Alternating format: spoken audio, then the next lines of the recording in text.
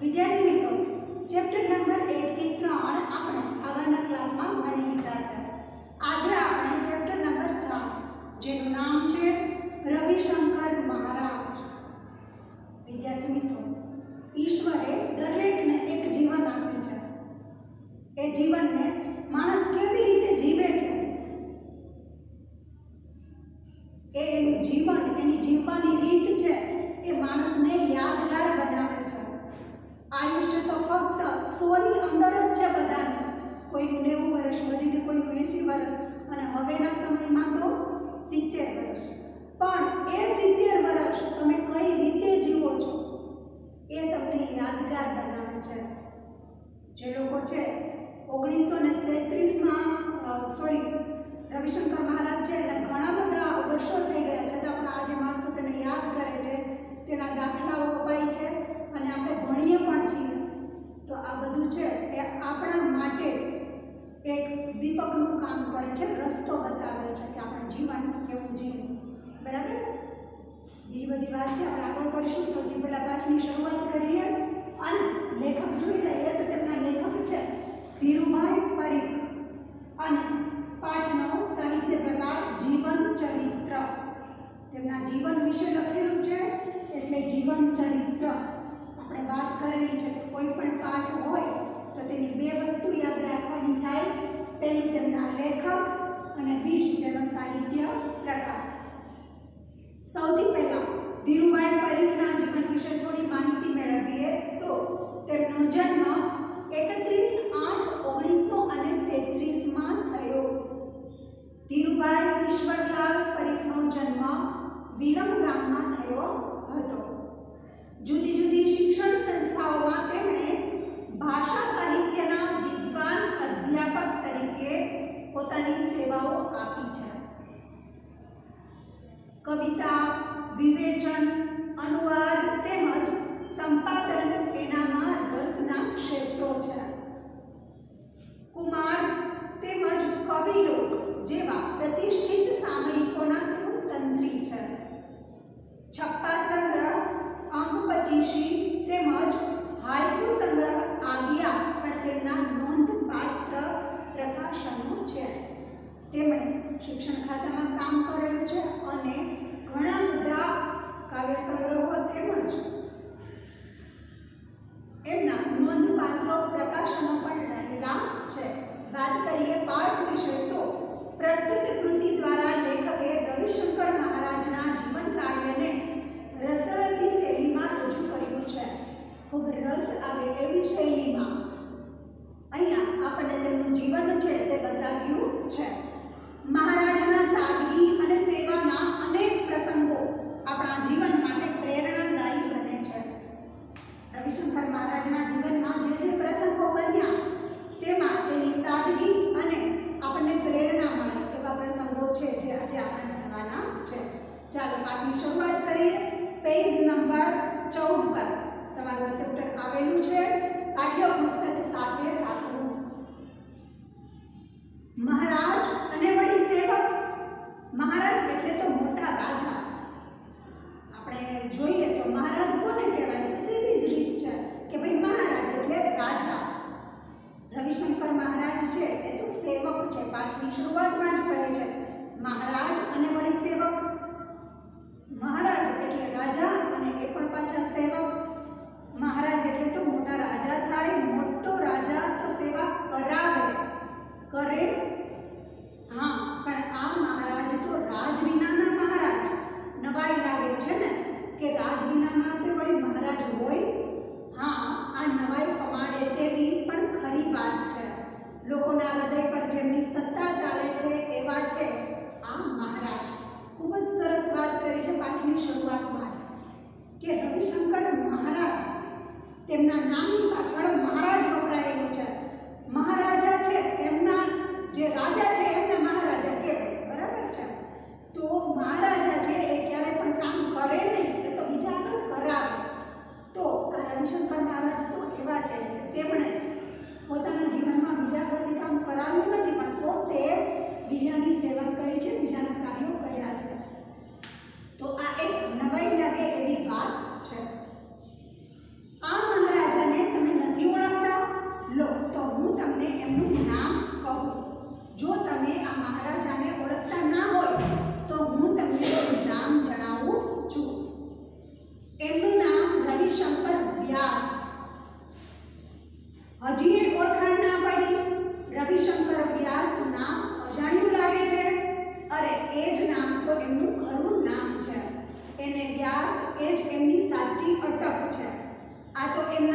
લોકહિતના કાર્યોથી, એમની નિસ્વાર્થ પ્રવૃત્તિઓથી લોકોએ જ એમને મહારાજનું બિરુદ આપ્યું છે. રવિશંકર મહારાજ, તમે આખું નામ વાંચો તો તમને એમ થાય કે એમનું મહારાજ છે કદાચ એની સરનેમ હોય, બરાબર, પણ એવું નથી.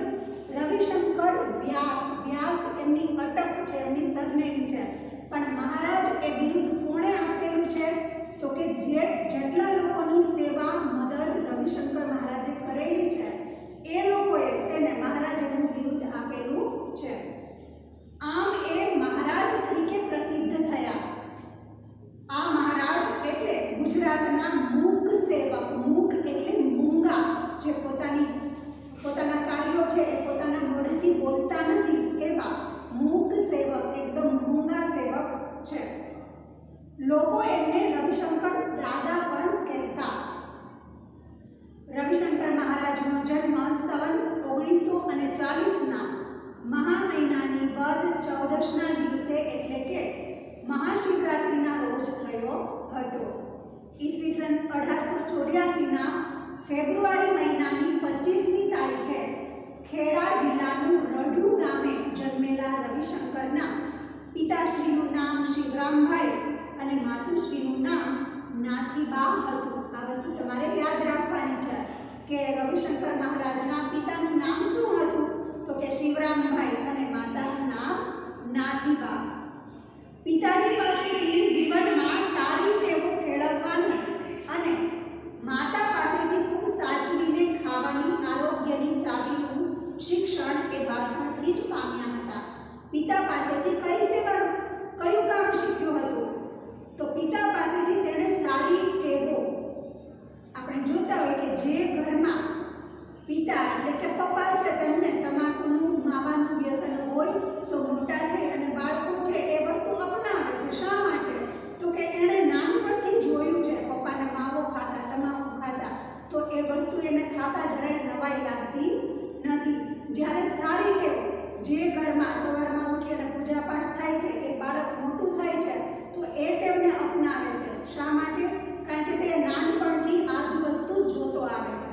તો જે ટેવ, જે આદર્શો જે આપણા ઘરમાં છે એ બાળકો પણ વગર કહીએ, એને કહેવું નથી પડતું કે આમ કરો, પણ એ એની જાતે જ અપનાવતા જાય છે. તો રવિશંકર મહારાજ છે તેણે પોતાના પિતા પાસેથી સારી ટેવોનું શિક્ષણ લીધું હતું અને માતા પાસેથી આરોગ્યનું ધ્યાન કેવી રીતે રાખવું, સાચવીને જાળવીને કેવી રીતે ખાવું, એ વસ્તુનું જ્ઞાન તેને મળ્યું હતું. બાળપણથી જ એમનો સ્વભાવ સાહસિક અને નીડર હતો. સાહસિક એટલે સાહસ કરવા માટે ક્યારેય ડરતા ન હતા, નીડર હતા. દીન દુઃખી પ્રત્યેની લાગણીવાળું હૈયું પણ એમણે બાળપણથી જ પામ્યું હતું. દીન દુઃખી, જરૂરિયાતમંદ, જે દુઃખી લોકો હોય તેમની લાગણી છે તે પણ એને નાનપણથી જ હતી. બાળપણથી જ એ ઘરના નાના મોટા કામોમાં મદદ કરતા હતા. ખેતીનું પ્રત્યેક કામ એ શીખી ગયા અને હોશથી એ કામમાં જોતરાઈ પણ જતા. ઘરનું દરેક કામ છે એ રવિશંકર મહારાજ પોતાની જાતે કરતા હતા. ઘરમાં મદદ કરાવતા હતા.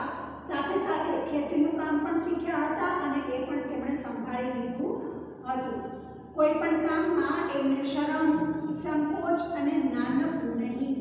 જો આ સૌથી સારી વાત છે અને તમને પણ શીખડાવે છે કે કોઈ પણ કામ કરવામાં શરમ રાખવી નહીં. તમારા પપ્પા છે કોઈ પણ કામ કરતા હોય કે ભાઈ મમ્મી કામ કરતા હોય તો એ કામ કરવામાં ક્યારેક તમને એવું થાય કે હું તો છોકરો છું, હું થોડુંક આ કામ કરું, તો એ વસ્તુ નથી. કોઈ પણ કામ હોય કે તમે કરી શકો છો. શરમ, સંકોચ અને નાનપ અનુભવ્યા વગર કામ કરવું. સારું કામ કરે છે એને ક્યારે પણ શરમ થતી નથી. નાનું કે મોટું કોઈ પણ કામ તેમને મન મહિમા બનતું હતું. કામ છે એ મહિમા બનતું, કામમાં ગુણ રહેલો છે. જે માણસ નકામો છે, કામ નથી કરતો, એના કરતાં તો સારું છે કે ભાઈ જે કરે છે અને નબળું કામ કરે છે, બરાબર. પણ કામ કરવું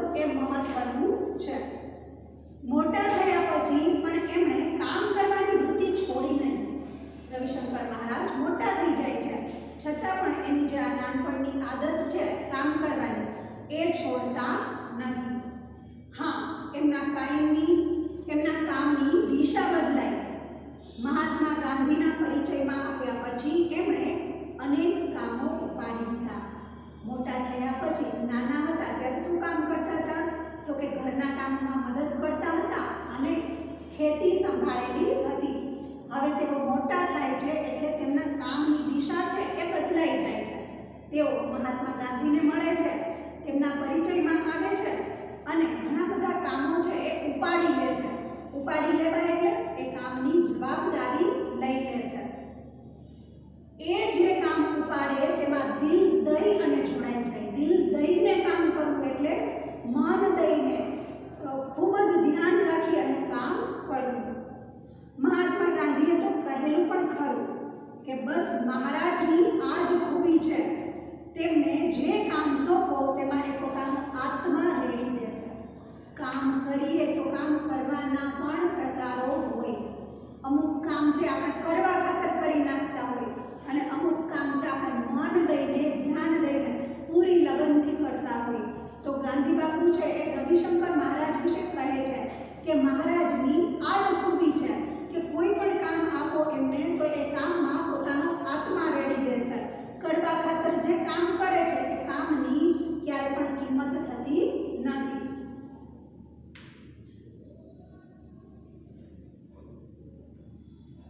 તેમાં એ પોતાનો આત્મા રેડી દે છે અને તેથી જ એમનું કામ છે એ ઝળકે છે અને તેથી વધુ સારી અસર પડે છે.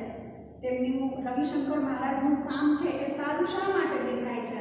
તો કે કામ તો બધા સાથે રહેનારા છે એ કરતા જ હોય, પણ રવિશંકર મહારાજ પોતાનો આત્મા રેડી અને કામ કરે છે એટલે બધાથી સારું તેમનું કામ દેખાય છે. ગાંધીજી સાથેના પરિચય પછી એમણે ભારતની આઝાદીની લડતમાં પણ ઝંપલાવ્યું એટલે તેમાં પણ ભાગ લીધો. યજમાન વૃત્તિનો ધંધો છોડ્યો, વિલાયતી કપડાં છોડ્યા, ગામ ઘર બધું છોડી એ રાષ્ટ્રના કામમાં લાગી ગયા.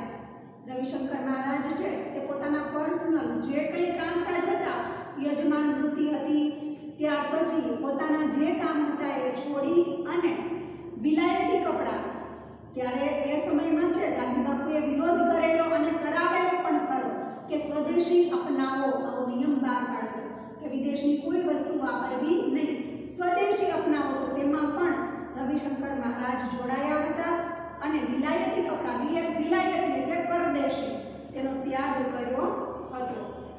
આ સિવાય રાષ્ટ્રના કામમાં તેણે ઘણો બધો ભાગ આપ્યો. ચરખો ચલાવ્યો, ખાદીના વસ્ત્રો પહેરવા, સાદું ખાવું પીવું અને સાદાઈથી રહેવું એ હવે એમનું જીવન મંત્ર બની ગયો હતો. તેઓ ગાંધીજી સાથે રહેતા હતા. જુઓ, સંગતની અસર છે. તમે કોની સાથે રહો છો એની અસર તમારા જીવન પર પડે અને પડે જ. રવિશંકર મહારાજ છે તેણે કોનો સાથ કર્યો? તો કે ગાંધીજીનો. ગાંધીજી કેવા હતા? તો કે એ ધર્મને પાળવાવાળા હતા. કયા ધર્મને? તો કે 11 ધર્મને. સત્ય, અહિંસા, ચોરી ન કરવી, વણ જોઈતું નવ સંઘરવું, બ્રહ્મચર્યને જાતે મહેનત, કોઈ અડે નવ અભડાવો, અભય સ્વદેશી સ્વાદ ત્યાગને સર્વ ધર્મ સરખા ગણવા, આ 11 મહાવ્રત સમજી નમ્રપણે દ્રઢ આચરવા. આ 11 મહાવ્રત છે એ આપણા માટે ગાંધીજીએ આપેલા છે. તેઓ પોતે આ વ્રતોનું પાલન કરતા. રવિશંકર મહારાજ પણ તેમની સાથે ભળે છે, તેમની ભેગા રહે છે અને આ વસ્તુઓનું પાલન કરતા થાય છે. ધીમે ધીમે રાજકીય પ્રવૃત્તિને સ્થાને લોક પ્રવૃત્તિએ એમના જીવનમાં પ્રવેશ કર્યો. રાજકીય જે રાજ્ય કક્ષાની પ્રવૃત્તિઓ થતી તેના સ્થાને હવે લોક કક્ષાની માણસોની પ્રવૃત્તિ છે તેના જીવનમાં પ્રવેશે છે. પછી તો એ જ પ્રવૃત્તિ મુખ્ય બની ગઈ. પછી લોકોની સેવા છે, લોકોના કામ કરવા, એ પ્રવૃત્તિ મુખ્ય મેઇન બની જાય છે. લોકસેવાના ક્ષેત્રે એમણે પ્રથમ પગરણ માંડેલા. પગરણ એટલે પગલા. ઈસવીસન 1911માં વડોદરામાં તેઓ શ્રી ફતેહસિંહ રાવ અનાથ આશ્રમમાં 2-3 છોકરાઓને દાખલ કરવા ગયા હતા. ક્યારની વાત છે? તો કે 1911ની વાત છે. તેઓ અનાથ આશ્રમમાં ગયા હતા. શા માટે ગયા હતા? તો કે 2-3 છોકરાઓને દાખલ કરવા માટે ગયા હતા.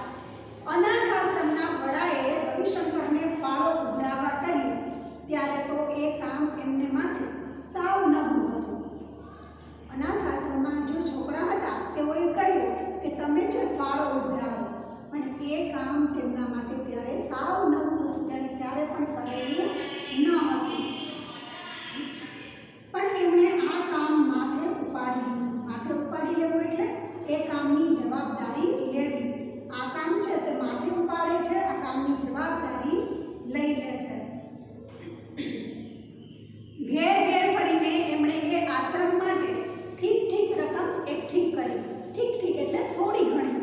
ઘરે ઘરે ફરી અને તે આશ્રમ માટે થોડી ઘણી રકમ છે તે ભેગી કરે છે. ત્યાર પછી ધીમે ધીમે તેમણે આવા જ કામમાં પોતાની જાતને જોતરવા માંડી. ત્યાર પછી છે ધીમે ધીમે લોકસેવાના કામમાં પોતાની જાતને છે એને જોતરવા માંડી, એટલે કે પોતાની જાતને કામે લગાડી દીધી. એકવાર પેટલાદથી થોડે દૂર આવેલા જોગણ ગામમાં એમને જવાનું થયું. કયા ગામમાં જાય છે? તો કે જોગણ નામનું ગામ છે, ત્યાં એને જવાનું થાય છે. એમણે જોયું તો ત્યાં નરી ગંદકી જ ગંદકી. નરી એટલે જ્યાં જુઓ ત્યાં ગંદકી જ ગંદકી હતી. ગામમાં ઠેર ઠેર ગરીબાઈ ડોક્યા કરે. આ ગરીબાઈ અને ગંદકીથી એમનું દિલ છે તે દ્રવી જાય છે, દયા આવી જાય છે તેને. શું જોઈને? તો કે ગરીબાઈ જોઈને અને ગંદકી જોઈને. ત્યાં રહી આ દુષણો દૂર કરવાનો એમણે મનસૂબો કર્યો. મનસૂબો કર્યો એટલે મનથી નક્કી કર્યું કે હું અહીંયા રહીશ અને આ ગામની ગરીબી અને ગંદકી બંને દૂર કરીશ. આજુબાજુના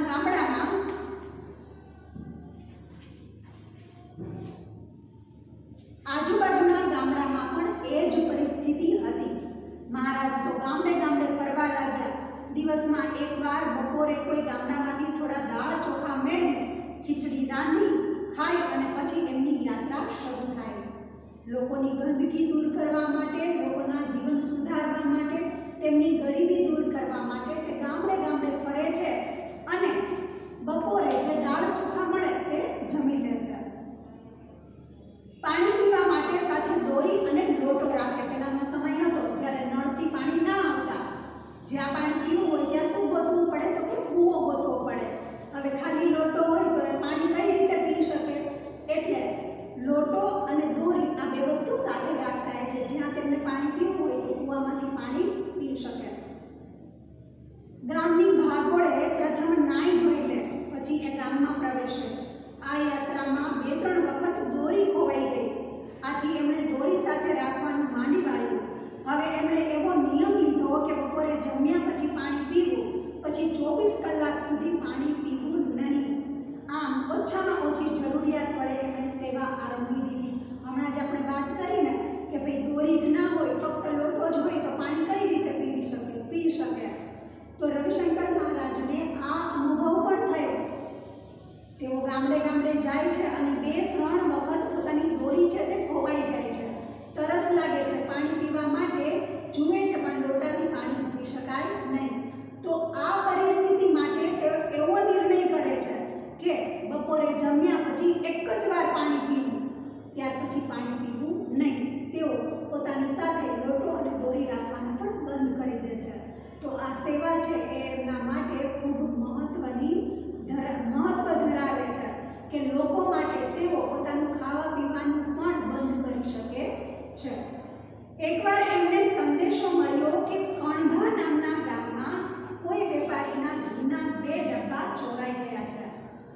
એકવાર છે તેમને સંદેશો મળે છે. ગામનું નામ શું છે? તો કે કણભા. કણભા નામનું ગામ છે અને ત્યાં વેપારીને ઘરે ચોરી થાય છે અને ઘીના 2 ડબ્બા ચોરાઈ જાય છે. મહારાજ તો પહોંચ્યા કણભા. ઘીના ડબ્બા ચોરી જનાર માણસને એ મળ્યા અને એને સમજાવવાનો પ્રયત્ન કર્યો, પણ પેલો માણસ માને તો ને. મહારાજ છે એ આ ચોરને મળે છે, સમજાવવાનો પ્રયત્ન કરે છે, પણ એ ચોર છે એ માને તો ને. માને તો એ સમજાવી શકે ને. મહારાજે ઉપવાસ આદર્યા. જુઓ, ચોરી બીજાના ઘરમાં થઈ છે, ચોર બીજું કોઈ છે, પણ ઉપવાસ કોણ કરે છે? તો કે રવિશંકર મહારાજ છે તે ઉપવાસ કરે છે. આદર્યા એટલે ચાલુ કર્યા. પાણીનો પણ ત્યાગ કર્યો. પહેલા ઉપવાસ કર્યા અને પછી છેવટે પાણી પણ ત્યાગ કર્યો એટલે મૂકી દીધું. પહેલા માણસના મન પર ભાગ્યે અસર થઈ. બીજા જ દિવસે રાત્રે એ મહારાજ પાસે પહોંચી ગયો અને ચોરી કબૂલી લીધી. પેલો માણસ છે તેના મન પર અસર થઈ કે ભાઈ ભૂલ મારી છે, ચોરી મેં કરી છે અને મારા લીધે મહારાજ છે એ ભૂખ્યા અને તરસ્યા રહે તો પાપ છે એ મને લાગે. તેને દયા આવે છે. તે માણસ રવિશંકર મહારાજ આગળ જઈ અને પોતાની ચોરી છે એ કબૂલ કરે છે. પોતે ચોરેલા ઘીના 2 ડબ્બા પાછા આપ્યા અને ફરી ચોરી નહીં કરવાની એણે પ્રતિજ્ઞા લીધી. પોતે ચોર્યા હતા એ ઘીના ડબ્બા એને પાછા આપી દે છે અને પ્રતિજ્ઞા કરે છે કે આજ પછી હું ચોરી કરીશ નહીં. આવો જ બીજો પ્રસંગ બનેજડા ગામમાં બન્યો હતો. એક પ્રસંગ તો આ વાત કરી, હવે પછી બીજી પ્રસંગની વાત કરે છે કે તે ક્યાં થયો હતો તો કે ગામનું નામ છે બનેજડા. એ ગામમાં આવો પ્રસંગ બનેલો હતો. તે ગામમાં ચોરી થયાના સમાચાર જાણી મહારાજ ત્યાં પહોંચી ગયા. તે ગામમાં ચોરી થઈ છે એ ખ્યાલ આવ્યો એટલે મહારાજ તે ગામમાં જાય છે. એમણે તો ચોર ચોરી કબૂલ ન કરે ત્યાં સુધી ખોરાક પાણી નહીં લેવાની જાહેરાત કરી દીધી. 1 દિવસ, 2 દિવસ, 3 દિવસ ઉપવાસ તો ચાલ્યા. ચોર આવે નહીં. ગામના લોકો અકળાતા હતા કે મહારાજ બધાને શાંત રહેવાનું કહેતા હતા. મહારાજને ઉપવાસનો 8મો દિવસ થયો. આખરે ચોરનું મન પીગળ્યું. તેને પશ્ચાતાપ થયો. તેણે ચોરી કબૂલ કરી લીધી. મહારાજના ઉપવાસ છૂટ્યા. પહેલો પ્રસંગ ઘીના ડબ્બાવાળો. તો તેમાં મહારાજ છે એ ઘીના ડબ્બા તો પાછા લઈ આવે છે પણ એ ચોરનું જીવન પણ સુધારી દે છે. એ ચોર ત્યાં પ્રતિજ્ઞા કરે છે કે હવે પછી જિંદગીમાં હું ક્યારેય ચોરી કરીશ નહીં. બીજા પ્રસંગમાં પણ એવું થાય છે. તેઓ ગામડે જાય છે, જાણે છે કે ચોરી થઈ છે, પોતે અન્ન પાણીની બાધા લે છે, જમતા નથી, ઉપવાસ કરે છે. 8 દિવસ થાય છે. 1, 2, 3 એમ કરતા કરતા 8મો દિવસ હોય ત્યારે પેલા ચોરને એમ થાય છે કે મારા લીધે આ બાપુ છે, મહારાજ છે તે હેરાન થાય છે. તો તેનું હૃદય છે એ દ્રવી જાય છે. તેને દયા આવી જાય છે અને તે બાપુ આગળ જઈ, મહારાજ આગળ જઈ ક્ષમા માંગે છે અને મહારાજના ઉપવાસ છોડાવે છે.